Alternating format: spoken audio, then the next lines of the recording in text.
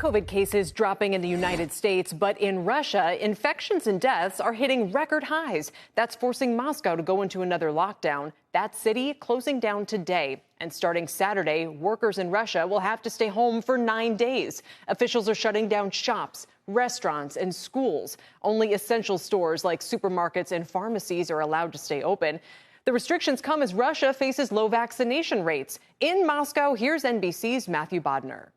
We're entering this new lockdown here in Moscow with two numbers that really underscore why this is happening now. Today, authorities reported record-setting daily case growth, exceeding for the very first time 40,000 new cases over a 24-hour period. But also, sadly, new record-setting fatalities. That number today reported at 1,159. So all of this underscores that the situation has become rather critical here in Moscow, and the authorities have done something that they've really been loath to do since the very first Moscow lockdown back early in the pandemic in March, April, and also a little bit of May. Basically, the political fallout domestically from that lockdown, which was more akin actually in experience to martial law than I think what you might think of when you think about a lockdown, they've really kind of gravitated towards doing mostly nothing at all. There were attempts over the summer to implement a kind of vaccine passport system. That also failed very quickly,